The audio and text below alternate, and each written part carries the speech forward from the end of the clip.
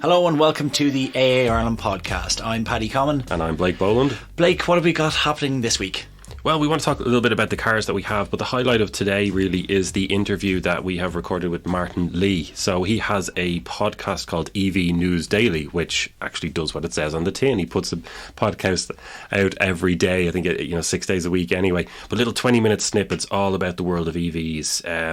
Little bit of nerdy stuff in there from time to time about batteries, but in general it's just real open-minded conversation about EVs, the new cars coming down the line, what's going on behind the scenes that we don't see apart from the advertisements up on TV. So we're looking forward to hearing him. Remember, if this is your first time listening to the AA Ireland podcast, we are now on season 2. Season 1 is there as well, but you can get us wherever you get your podcasts. AA membership comes with a range of great benefits. Breakdown service 365 days a year, so you'll never be left stranded. We have roadside rescue. We won't just tow your car, we fix 8 out of 10 at the roadside. Our personal cover means you're covered in any car, even when you're not the driver. And Home Start, cover for when you're at home. Perfect if your car has been lying idle for a while. To find out more, go to the aa.ie. So Blake, you have been down to Carlow, sunny Carlow. Well, it was actually rainy Carlow, I think. It was, yeah. It was a storm by the time we left, yeah. Driving, may I add, the new Volkswagen ID Buzz. First time to drive, well, not my first time, I've driven it before, but it was covered in camouflage. But look, first things first, does it live up to the hype? Yes and no. Yes, as in it's bonkers. I love it. I was driving around and I desperately want these, and then you're kind of reminded the price tag. That's a little bit off-putting. Some people just won't like the looks of it, but it's something different. I interviewed the head of commercial vehicles, Alan Bateson, when I was down there, and he was saying it's just a whole new take on the SUV. And you kind of go, well, yeah, it's got the ride height. It's faster than a lot of SUVs, far cheaper to run, far more space, so much more pleasant to drive. You don't have a big diesel engine rumbling behind you. So look, do you know what? They're going to sell every single one they can make and a whole lot more. Talk to us about the numbers. Firstly, price-wise, where are we at with that? So you're in the early 50s starting off for the Cargo. Cargo being? The Cargo version of the ID. Yeah, the van. Yeah, so the van version. And that's starting off in the early 50s. But that's got 3.9 cubic metres of space. And you can fit 2 full Euro pallets in it. Sliding doors on either side, plus the huge tailgate at the end to fit things in and out. Did they mention anything about what happens if you add a load of weight to it, though? So, yeah, I mean, I suppose if those 2 pallets are stacked full of coal, you've got an issue, Exactly.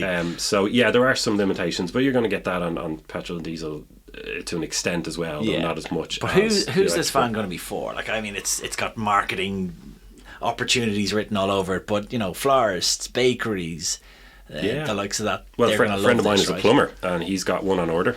Oh, okay. Yeah, so he was down early the second he could get his name down for one. He is, so he won't be. It won't be his main van on the road because he's got 2 or 3. But for when he's running around, just got the basic tools. That thing is a solid 350 kilometre range, and at 450 if you're careful, even barreling down the motorway, 300. Probably, yeah, but if he's around Dublin or whatever, it's his week's work popping around. Yeah. So the price for mid 50s for the van. How high can it go for the passenger version? And this, mind you, is only the 5-seater. There's no 7-seater as yet, hasn't come yet. Not yet, yeah. So you're starting in that kind of mid 60s, and then you're going up into the high 70s by the time you get the max version.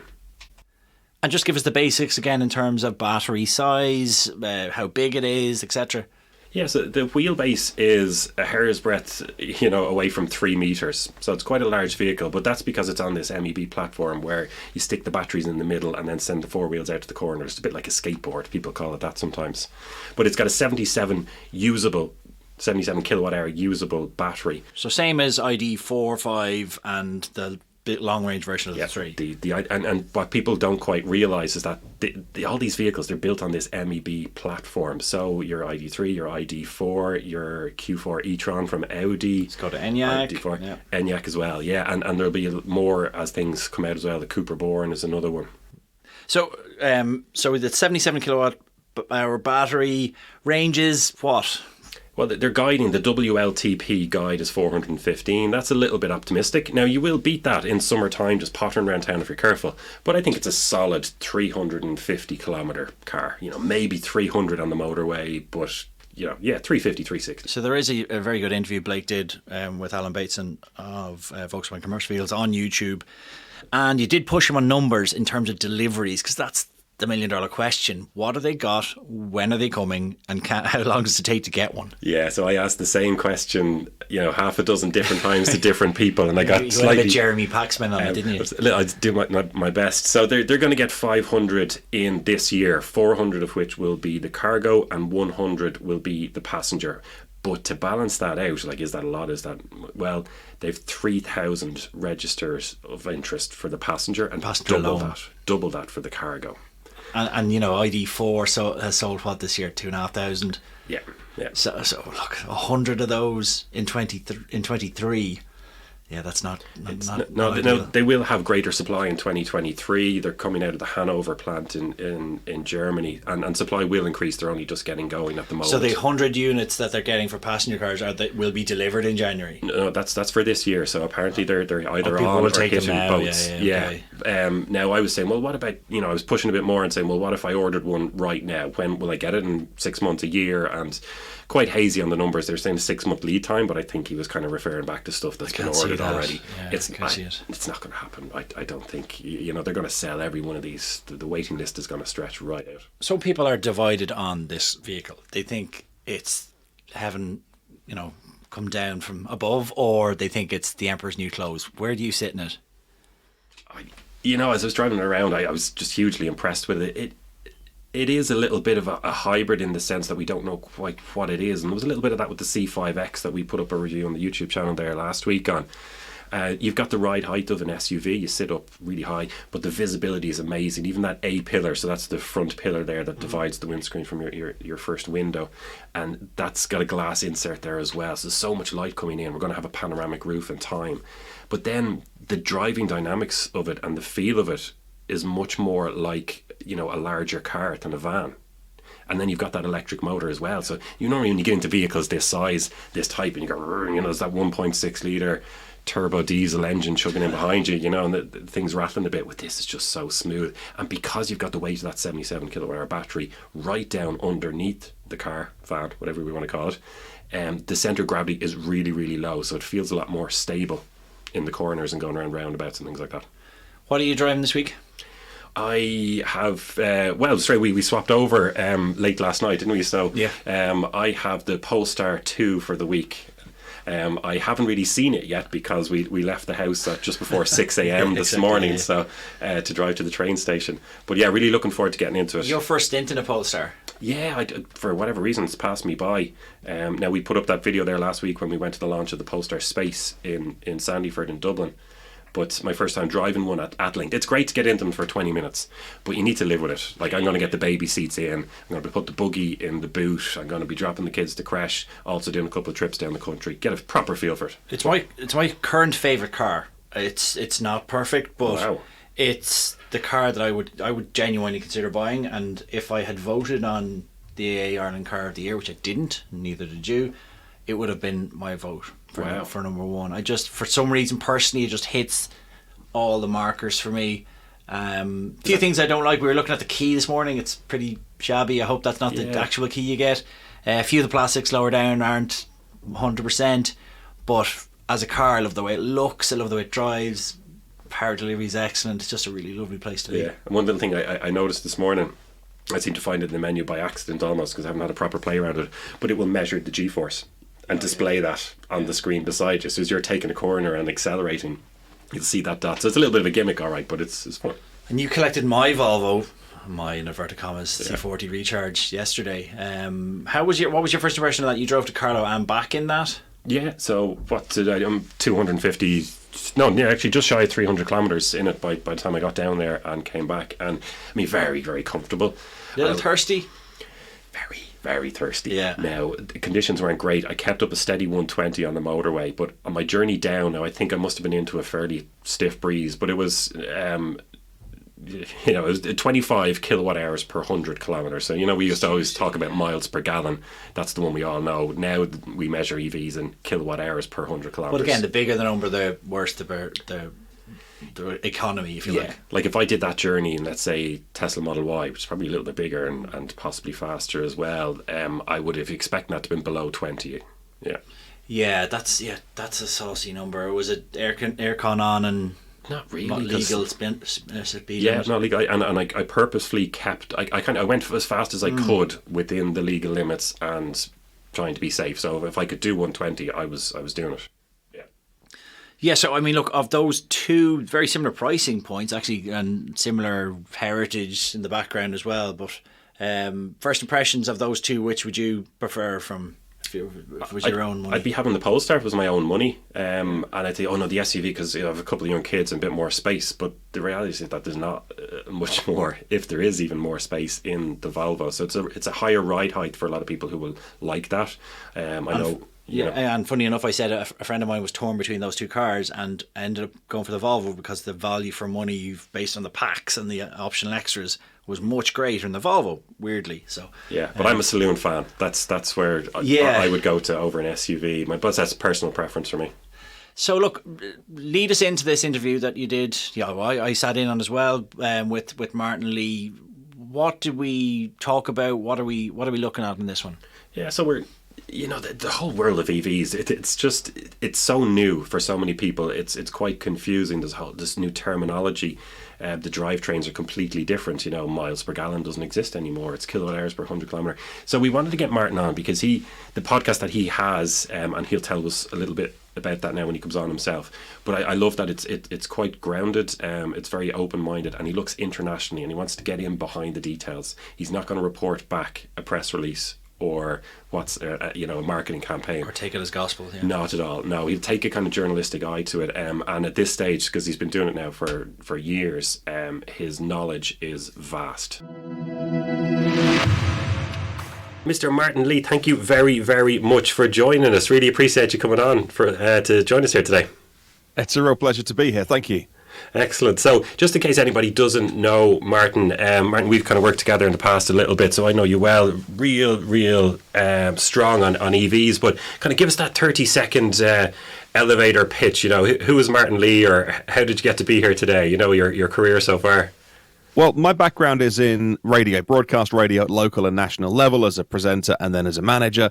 And so I was always around microphones and studios, with free time. And then 4 or 5 years ago, my interest in electric vehicles, which was a Twitter account and had a pretty decent following, parlayed into a podcast because I wanted to talk more about my thoughts about electric vehicles, and it seemed to take off, and it does pretty well. And I ended up doing it 5 days a week and then 7 days a week, and it's now become a proper business that I run that educates people, hopefully, about electric vehicles, about the issues around them, and hopefully listened to by a broad church of people in terms of those that are, the hardcore, been driving cars for 10 years and don't mind stopping for 2 hours to charge, through to people who are EV curious, who don't want it to be any really different to their petrol or diesel driving experience. And so hopefully, taking everyone along that journey as I learn and pass that knowledge on as well. So that's the background of my podcast, my Twitter account, and my personal interest as well.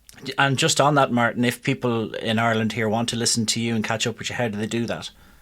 Well, the podcast is called EV News Daily, and so that is a bit of a giveaway. It's not the most cryptic of titles. So, yep, you can search EV News Daily. It's on YouTube. It's on all of the podcast platforms. It's very easy if you want to just dive in and hit play on an episode. You can do that on pretty much any of the platforms that serve up podcasts, and you can stream the audio. But if you do have podcasts on your phone or your device and you have your favorite podcast app, just search inside that for EV News Daily. And it's on all of them. And then you can subscribe to it. And so it's waiting there the next time you're ready just to download a few podcasts and catch up. We try and keep it to 20 minutes and not take up too much of your valuable time. And then in that little 20-minute burst of information, you're then up to date on what you need to know about electric vehicles that day. And no, it's not all about Elon Musk. There are plenty of really good Tesla podcasts out there that just talk about what he's doing and tweeting and talking about. And we tend to try and give an overall of the industry with a consumer bias. Yeah, and that's one of the reasons that I like the podcast, Martin. You know, I've been listening to yours now for 4 years at this stage, quite balanced. But look, let's kind of get into the details, because we're based here in Ireland. Obviously, you're based down on the south coast of England, I think it is. And here in Ireland, we the government has set out a target to have nearly 1 million EVs on the road by 2030, and we are a little bit pessimistic, let's say, about us getting to that target. What's it like in the UK at the moment? You know, is there a real drive towards EV over there? The government set the 2030 cut-off point for no new combustion cars being sold, with a big asterisk next to that, apart from plug-in hybrids that do a decent range, but they didn't specify what that range is. So that is still TBC. And I think, as you've seen with our dysfunctional system over the last few weeks, I wouldn't be surprised if anything gets rowed back. I mean, if they can make financial statements that are spending hundreds of billions in one way, and then a new broom comes in, and then it's completely the other way, whether that 2030 thing sticks or whether it becomes 2035, I don't know. Through all his faults, and I wasn't a Boris Johnson voter, I think he was someone who got behind environmental issues, whether he believed them or thought they were a vote winner or not. I think that there was at least a direction of travel under the Johnson government, whereas since then, who knows? I think that our transport secretary at the time, Grant Shapps, who drives a Tesla himself, was reasonably consistent. I think he knew a little bit about transport, which is nice, being the transport secretary. The ones that have followed since, whoever it is this week, I'm not sure I know enough about them. So, at the minute, it's 2035. What's more important? What's far more important is the European Union very recently, only in the last few days, actually, as of when we're recording this, although it's yet to be signed into law, passed the final hurdle for the 2035 zero emissions rule to come in. So they haven't specified electric vehicles, but what the European Union have done is said by 2035, if you want to register a passenger vehicle on the road, it must be zero emissions. So not dictating the technology solution to the car companies. They could go away and make hydrogen cars or fairy dust cars or electric cars. And let's be honest, it's going to be electric cars. It won't be any other technology. But because the car makers want that win, if you like, they want to be seen as, well, we fought for hydrogen and e-fuels and things like that. Well, fine, if you can make that at zero emissions, you go away and do that. But the reality is it's going to be electric vehicles. Because the EU is the world's biggest trading bloc, when either the EU or California or China make these rules, and I say California because they can set their own rules under the US system, which many states follow, then that really shifts the needle on things. And so, yes, the Irish government can say, here's a number, and as you say, that alone isn't enough. It needs a global solution to this, as batteries and cars are made on a global perspective. So, but saying that, you do need to put a number on it, and you do need a direction of travel, because your listeners, the listeners to this podcast, the customers of the AA, ultimately all of us want to know a direction of travel to make our investment decisions. Yeah, and so whether you buy an EV now or in 10 years' time, you just want to know, where are we heading? And it gives the companies a bit of direction so they can plan forward and know where they're going to be putting their budgets. But then just to look even a little bit more internationally as well, because I know on your podcast you look at China specifically, is because it's such a large market. Are you seeing the same thing? And I know that you work with the guys over in Inside EVs as well. Are you seeing the same in the US, China, Australia? China is the world's biggest market for electric vehicles. They call them NEVs, new energy vehicles, which does encompass things like hydrogen, but that is such a rounding error. We mustn't get caught up in that. So yeah, electric vehicles is, in China, huge. There's a few reasons for that. Firstly, a lot of the Chinese buyers that are younger want something that's very tech forward. They want autonomy. They want it connected with their voice assistants they use inside their home. And electric cars do that. Electric cars are very high tech, and so that's appealing to a Chinese buyer. Also, from a political perspective, it rebalances the power. So China was desperate to get Western car makers in, and so all of the big car makers have joint ventures with Chinese car makers to make combustion vehicles and electric vehicles as well, but it always had to be a joint venture. And so Tesla were the first ones allowed into the country to have 100% ownership of their factory, whatever that really means. under China. I'm sure that whatever China wants to do, they could do, but that's allowed Tesla to come in with all of the noise that comes with that, and bring even more energy to the EV market. But it was already huge already. If you look at, we often, maybe your listeners and customers have seen news about, well, so and so city or region has had 10 new electric buses and an order for 5 new electric buses. If you look at some cities in China, all of the public transport is electric. So if you look at some places where there's 15 or 16,000 buses in the public system, they're all electric. And then once they did that, they went, well, let's make all the taxis electric. And they all went.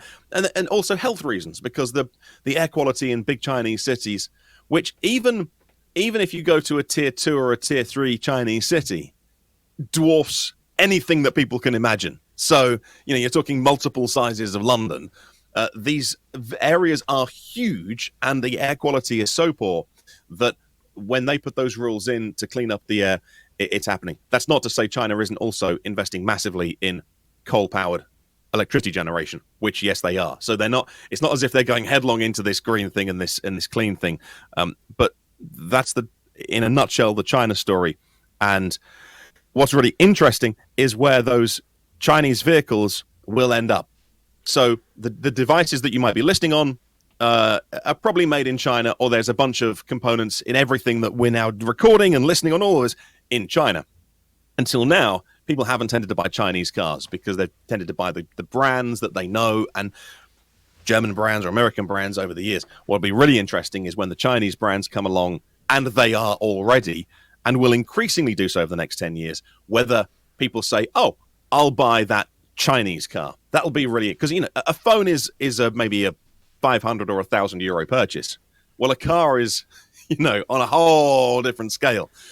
But that'll be interesting. And on that point, Martyn, do you think that the fact that an EV has no engine, has no sound as such, isn't going to be bought, the engine isn't going to be bought by another manufacturer, that the playing field has been leveled slightly for the Chinese players coming in? Because we've seen some EVs during the week that were Chinese built, and because there's no sound, you're not comparing, an engineered German built engine, that the Chinese brands now have a better chance to become more mainstream than they would have when we were only ICE. Because that's what the established players have been really good at. So what they've been really good at is making engines, really, really good at that, and really good at assembling components from thousands of suppliers on a global supply chain just in time. And they don't have big warehouses full of, left-hand indicator stalks on a shelf waiting to go. The parts arrive at the car makers' factories as they're ready to go on the vehicles, and they assemble them and they go out the door. And until now, established car companies have been amazing at that and building engines. And what the move to electric vehicles has done, as you say, especially with the Chinese, and to an extent the South Koreans as well, because I think Kia and Hyundai were getting there anyway with things like their 7-year warranties, and they were growing and they were making better cars. But there's no doubt the electric cars that Kia, the South Koreans, Kia, Hyundai, Genesis are making now are as good as anything. And so that's the journey they've been on over the last 20 years. And it's interesting to see that move to electrification has given them the leg up. And those vehicles are now as good as anything else you'll drive. And I would say some of the Chinese cars are as good as anything else. And it's really caught the established car makers on the hop because, if you've got 30 or 40,000 employees and unions and pensions, and you're really good at doing business one way, there's a great book called The Innovator's Dilemma. Why would you blow up your own business on the risk of something happening in the future? It's why the startups, as much as their life has been incredibly hard, don't get me wrong, it hasn't been easy being the likes of Tesla, or the kind of the startups in the US, the likes of Rivians and Lucids. I'm not saying that's easy, but there is a set of advantages they have by not having all of these overheads that the likes of Ford and General Motors are having to navigate this path of moving from combustion to electric. And that just on that point there, Martin, because here in Ireland, we have that target, just to bring it back to, because it's largely an Irish audience here, that we're looking at getting the target of close to 1 million EVs. But I'm saying to people that even if everybody just loved EVs tomorrow morning, every single person in Ireland said, yeah, I'm going to go out and buy one, there's simply not enough of them out there. We're seeing waiting lists, going past a year and a half for some brands at the moment. And I suspect that that's coming back to supply of batteries. Would that be right? Are you seeing that on the international scene? Yes, and it is about battery supply, and the ones that were thinking about this a long time ago are the ones with batteries. So if I want to order a brand new Tesla Model Y now, it's showing November delivery. Now, that used to say a year away, and I can get one. And as of we're recording this podcast is November, which is, if you're listening back in a few weeks or months' time, that might not make sense. But so we're recording in the month of November, and I can get one this month. And so that is because Tesla have supply of batteries, and the other car makers, some of them, didn't take this seriously enough. And that's a problem, because it's not the work of a moment. So EVs run on, nearly always lithium-ion batteries, which people think, oh, okay, laptops and phones. So lithium must be the thing that is short. Actually, yes, of course, sourcing lithium is an issue, but there are other materials, whether it's the nickel, the manganese, the cobalt in the cells, that can be an issue, both in terms of securing it on global supply chains. This is not the work of a moment. And if you want to open up a new mine, you might be looking at 3 to 7 years. And then if you want to refine those materials, you needed to build a facility that might be between 4 and 6 years to build that. And then if you want, after you've refined them, to build them into battery cells, and people sometimes call them gigafactories, because that's just a way of describing, if a gigawatt worth of batteries came out of a factory in a year, they call it a gigafactory. But if you want to build one of those, well, that's probably 3 to 5 years away. So all of a sudden, you're looking at the early 20, if you haven't got your ducks in a row by now, you're looking at maybe 12 to 15 years away before really being in the game, where you have this supply chain that is completely integrated, completely vertical, completely secure. And a lot of car companies, as you said, come back to your point, were really, really good at what they do. So 15 years ago, 10 years ago, when Tesla said, we think we need to get into mining and materials, and it was always a part of Tesla's business that never really got talked about enough. They have got a massive factory in Nevada, and they, a long time ago, were having raw materials turning up at that, truckloads of raw materials, and along with their battery partner Panasonic, getting really, really good at making batteries. And so many of the other car companies said, well, when there's an established market, we'll go to the marketplace and buy what we need. And as you've said, the supply isn't there. So many of them, BMW stick in my mind as saying, well, why would we get into mining? And why would we be a battery maker? When there's an established marketplace, we'll go to the market, as you'd go to buy your fruit and veg, and buy them. But that's fine. But there's no bananas on the shelf. So they're like, oh, what do we do now? So all of them are saying, hey, we've got this amazing idea. We're going to get into battery making. And that does make me smile, because, emperor's new clothes and all that. Yeah, and are you seeing that now with some of the manufacturers that they've just been caught out a little bit? Are you seeing that in their kind of marketing campaigns and how they go about their business now, that they kind of realize, well, we're used to producing so many vehicles a year, but there's no way we're going to get the batteries to keep up that number. Is that happening, do you think?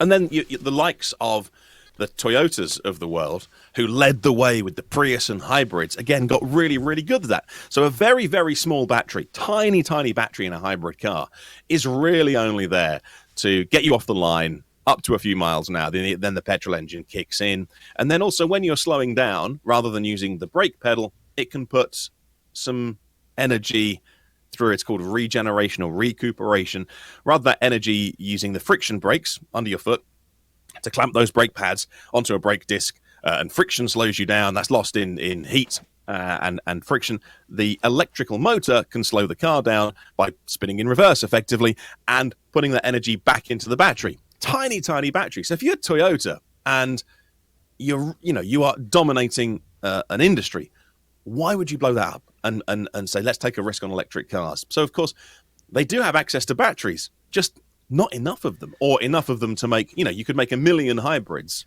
or 1,000 full EVs. So what are you going to make? So if you're good at that, And, that's and where Toyota, Martin, to put it in context, in Ireland have 15% market share and are absolutely running away with the sales for this year.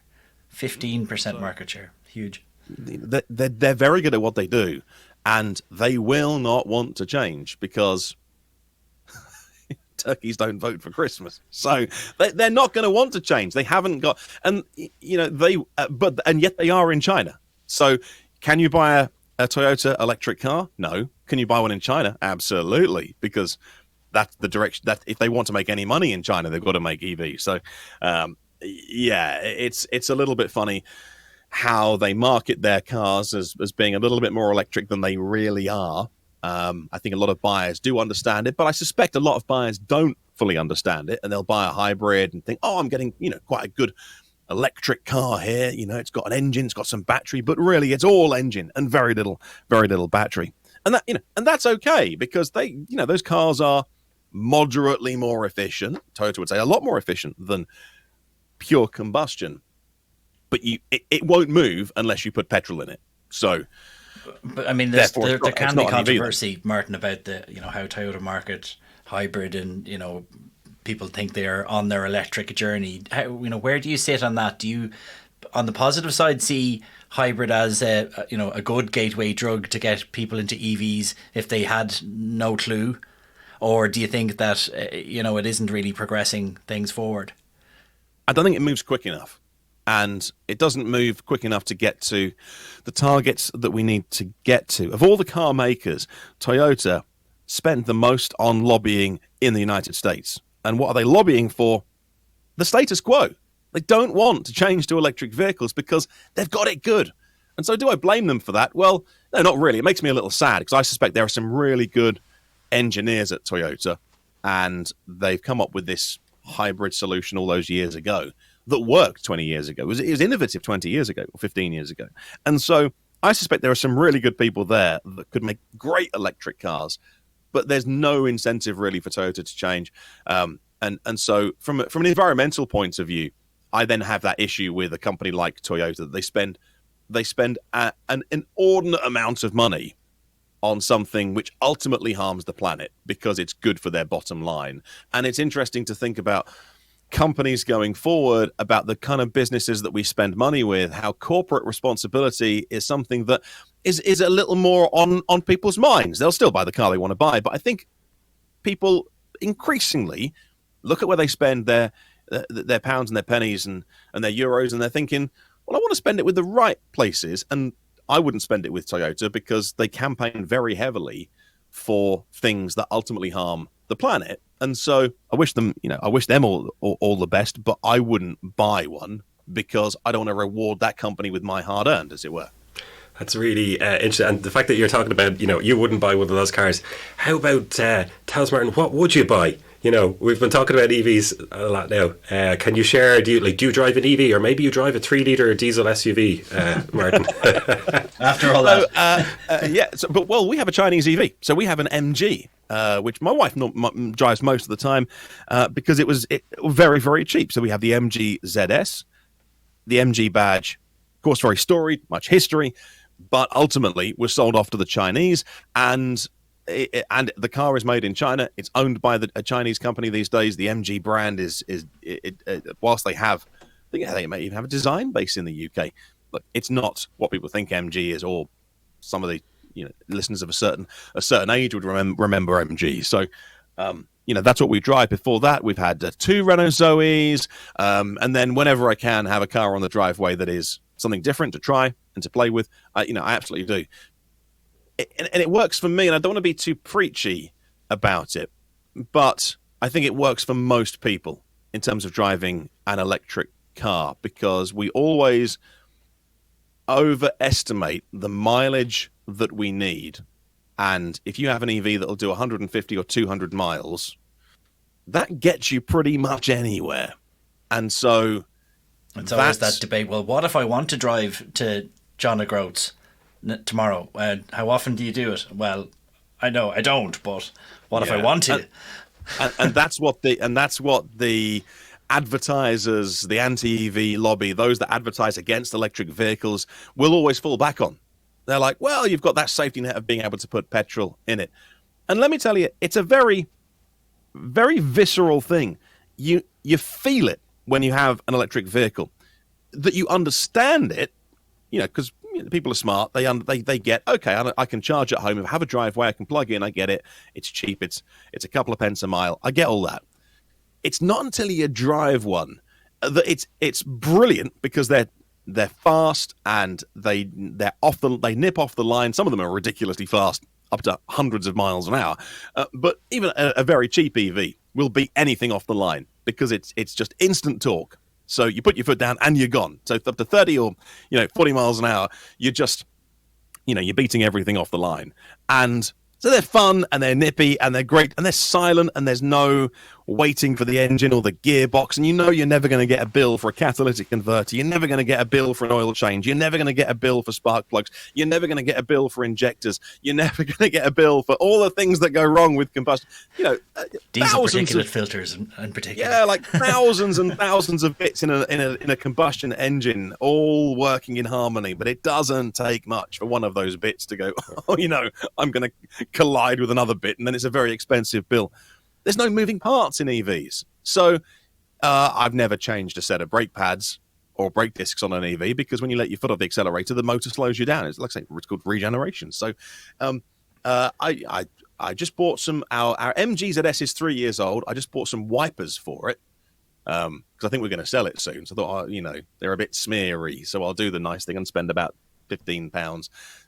That's it. Oh, and you put washer fluid in, of course. And of course, us at the A, we analyse the data that comes in from things that go wrong with EVs. And what do you think our main source of breakdown is? I don't know. I've never had an EV broken down. Well, but look, they're all under warranty. You've just answered your own question. They don't break down. They run it. It's user error. They run out of charge, and the other thing that happens to them is tires go, and that's it. Nothing else. Yeah, but let's talk about range anxiety and running out of charge. Cars will run out of petrol if you don't put petrol in. Yeah. So an EV will say how much, because your phone runs out of charge sometimes at 8 p.m. in the evening, and you think, I'll put it on charge when I go to bed. It's run out. It's an inconvenience, and people think, well, is driving an EV like that? Well, driving a petrol car is like that. If you don't put petrol in it, it's going to stop working. Oh, we do have plenty of people that happens to as well, of course. Yeah, exactly. Or you put the wrong. I'm sure you rescue people who put touch wood. We never did it. Yeah. Touch wood. So we never did the wrong fuel thing. But you can't put a wrong electron, by the way, into a car. So you're never going to put the wrong kind of electricity in. And we all do daft things. And we're all, kids are screaming, and we're all, you pick up the wrong pump, and then okay, let's call recovery. But range anxiety. I really, really hate that phrase, and I really dispute the use of it, because it's the same with petrol. But people just they want to invent this thing with electric vehicles. They're like, but what if I run out of electricity? Well, what if you run out of petrol? So there's a very clear breathing. There's a very clear marker on the dashboard of how many miles you have left. But let me tell you, I'm being flippant. I know that, but let me tell you what that means is, but where can I refuel? And so, on the main motorways, the main routes, there's petrol stations everywhere. That does not exist for electric vehicles yet. And where it does, some of them aren't working all the time.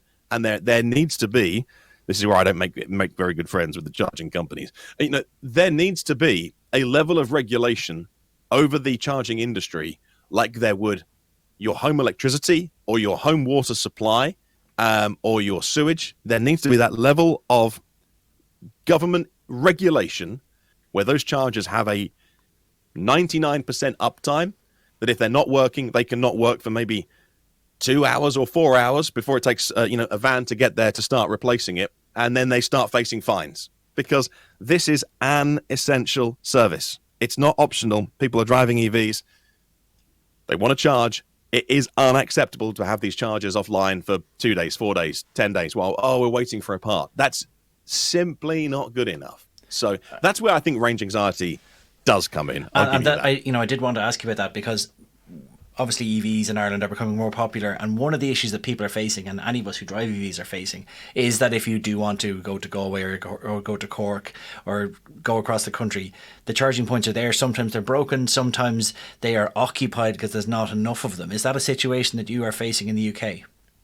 I'm seeing more of it. Yeah, I'm seeing more of as EVs become more popular. People are queuing up at the fast chargers, and it's not the work of a moment. It can be 20 minutes or 25 minutes to get enough charge in to go where you're wanting to go. And we have the energy crisis on top of that, which has doubled the price in some cases or more of that electricity. This is not without issue. And like I say, it's great that governments put numbers on these things and say, here's where we've got to get to. They've also got to do the hard yards in the background of understanding it, of having people there who understand this stuff and having good advisors, good consultants, good politicians who drive EVs, who get this, right, if they're in charge of making the decisions, and to have a level of oversight and regulation. And, you know, I'm all for light touch. I hate being told what to do.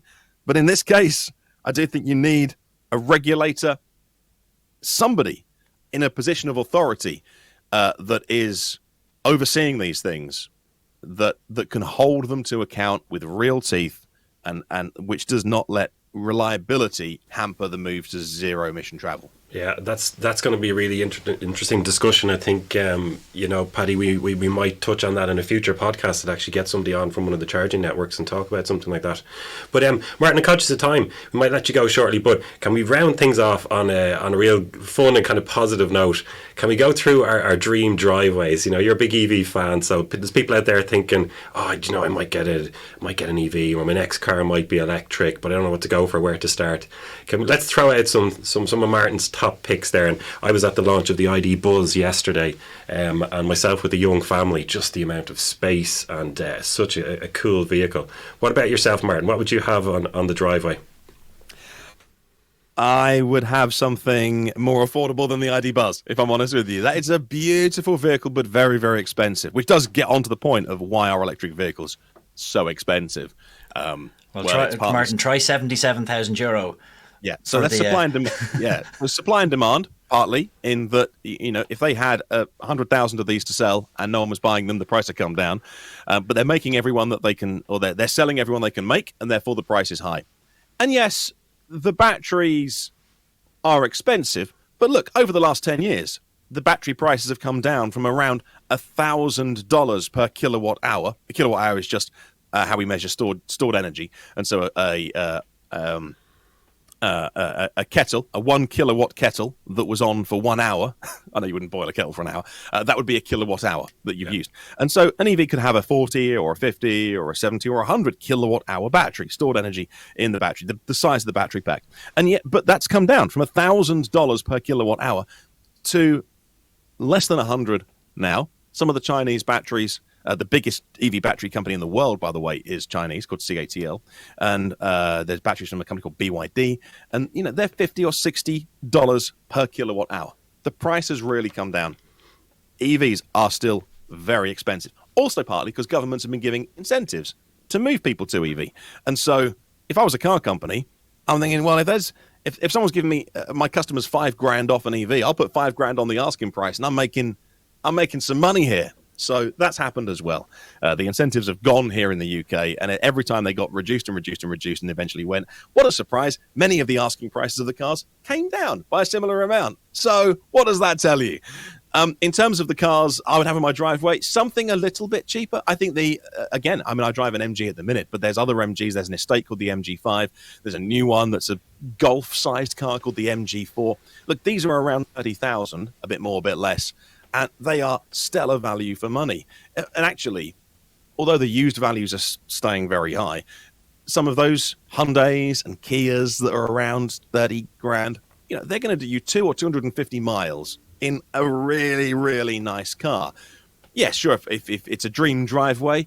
Oh, I think I definitely have a Buzz on my dream driveway. Yeah. That'd be lovely, wouldn't it? And I'd probably have that and maybe a Tesla, Model S for me, because my wife's too big for my wife to drive. So I'd probably have that I could do some motorway cruising on. Then we have a big family wagon as well. So that's going to probably eat through, another 150 grand of budget. So that's my dream driveway. Something family and then something practical, not practical, something silly and bonkers. And, that's what I have my dream driveway. Yeah, fantastic. Look, Martyn, we really have to thank you very much for coming on. You speak so well, you know so much about EVs, and I've been listening to your own podcast for a few years now, so I'd recommend anybody out there who is thinking about EVs, go and check out Martyn's podcast. Martyn, where can we get that? And then final goodbyes. You can find what I do at evnewsdaily.com and search EV News Daily podcast. And if you dive into that, and I must admit, there are shows where I get a bit excited about maybe a new battery technology or something, and it gets a bit nerdy. And I'm very aware. I try not to. And it's 20 minutes, and it's not too much. And it's good to learn from. And then the next show will be all about the new Ford Mustang or the news. So we try and make it very inclusive. But if you are just starting out on this EV journey, as it were, and learning about electric vehicles, I mean, there's loads of places that you can go. Just have a look at just places like the AA, where you have those FAQs, those introductory kind of, hey, this is what an EV is, and this is what a battery is. And if you're starting from that level, there's so many places that you can go. Just start to learn about that. I won't pretend that there's not a learning curve. There's even different types of connector. When I started to get into EVs, there was sort of 3 different plugs, and that's largely one now, as in it's called the CCS plug, and you turn up to a motorway service or fast charger, and it's just one plug. But a few years ago, there was a bit like VHS and Betamax, or it was there were competing standards. And so as I was learning about EVs, and I'm thinking, oh my goodness, there's different plugs, and what do they look like? And if I buy an EV and turn up to a charger, which one do I plug in, and will it even work, and will I be stranded? And they're all normal things to think. And so whatever level you're starting at, then feel free to dive into my podcast, and we'll try and bring everyone along. If you're EV curious, then we'll come along for the journey. Perfect, Martyn. Thank you so much for your time, and hopefully you will join us again on the AA podcast. We'd love to have you on again.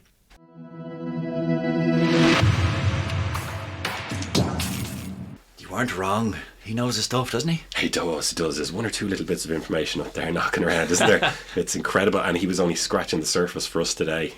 I'm definitely going to tune into his podcast. I'm definitely going to subscribe, because that's the kind of daily input or, piece of digest that I'd love to take in to keep my EV knowledge sharp. 20-minute hit, walking the dog, maybe you're washing the dishes or something like that. It's great. But don't dream of subscribing to that podcast unless you have subscribed to the AA Ireland one first.